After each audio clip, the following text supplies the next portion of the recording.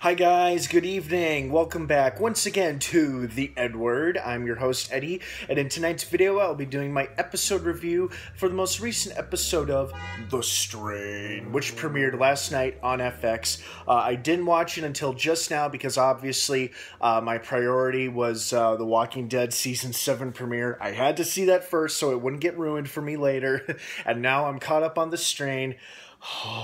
This was one hell of an episode. I loved it. Okay, before I start geeking out and talking too much and too long, as usual with my usual warning, please be advised that this video review will be full of big spoilers regarding the most recent episode of The Strain. If you are not caught up on The Strain, if you're 1 or 2 episodes behind, do not keep watching or listening, as I will be going into great detail all the stuff that happened and went down. And this was a biggie, you guys. This was a big one, so prepare yourselves for that.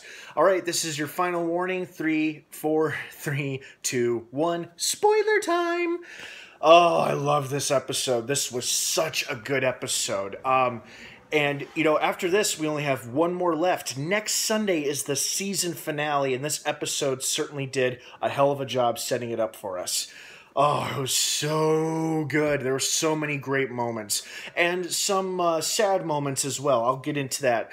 But one of the things I loved about it is that it's setting us up for, like, the beginning of the end. The authorities, the NYPD, have basically pulled out of Manhattan. They're abandoning the island, as have most of the people. There's probably still a lot of refugees, a lot of helpless people left behind, but the cops have completely pulled out.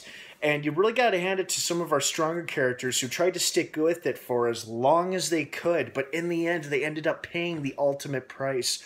Especially poor Angel. Oh, rest in peace, Angel. Damn, that was a shame to see him go. He was cool. He was a badass. He was an old aging badass, but damn it, he knew how to fight and handle himself. And he was a great friend and ally to Gus. So poor Gus. I mean, I just feel for him. You know, he just lost his mother by his own hand, and now he's lost his father figure / good best friend, basically.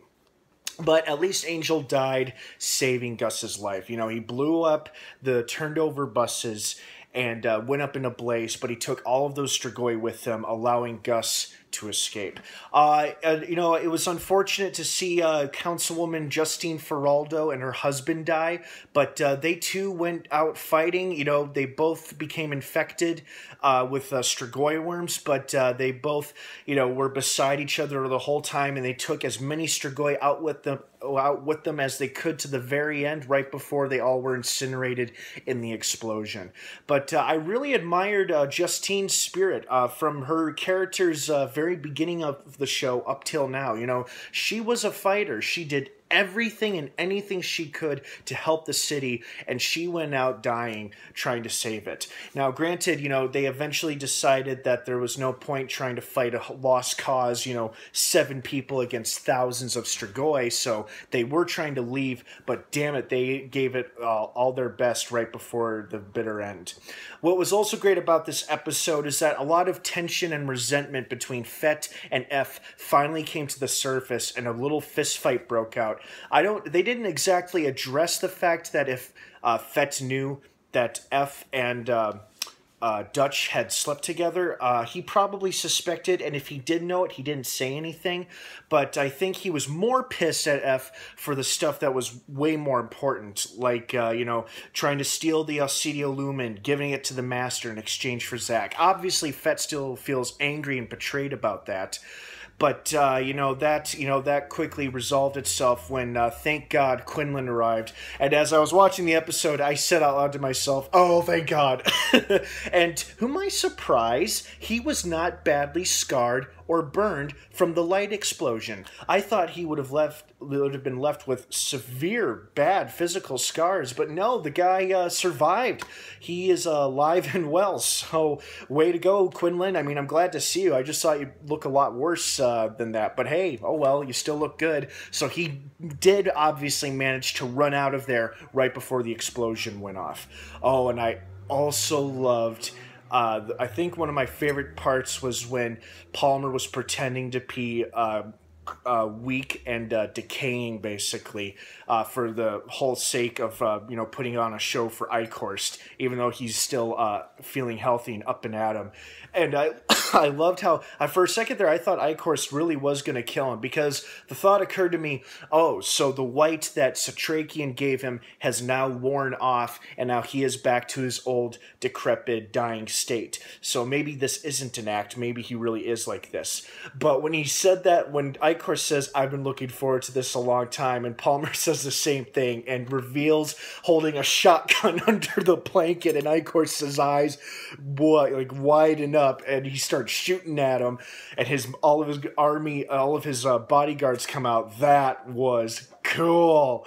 Oh, that was great. I think this was the first step towards Palmer's redemption. However, I truly believe that the only true and honest way to redeem himself is if he killed the Master himself, which I highly doubt. I predict he is going to die in the next episode, because now Eichhorst is definitely going to kill him, and if Eichhorst doesn't kill him, a Strigoi servant or the Master himself will end Palmer.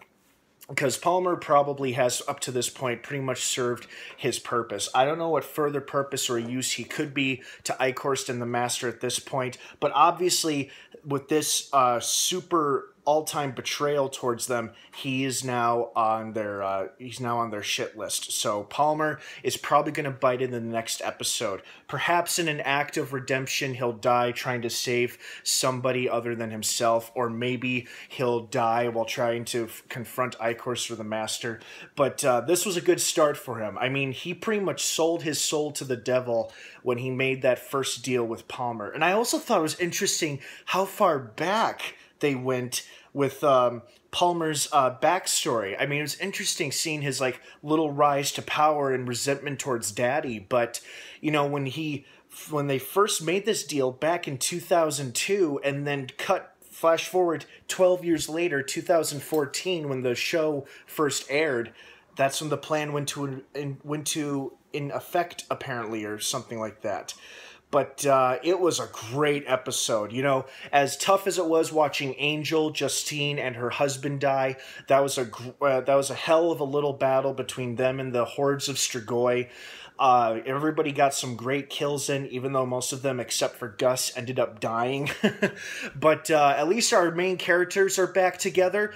Quinlan is alive, thank God, and I wouldn't be surprised if Gus ended up showing up to rejoin our heroes in the next episode. He makes his way to our main group of characters, and then finally everybody is together again. And now it seems like this little core of characters here, our little central group here, is now our only hope against the Strigoi overwhelming the state of New York and possibly the world.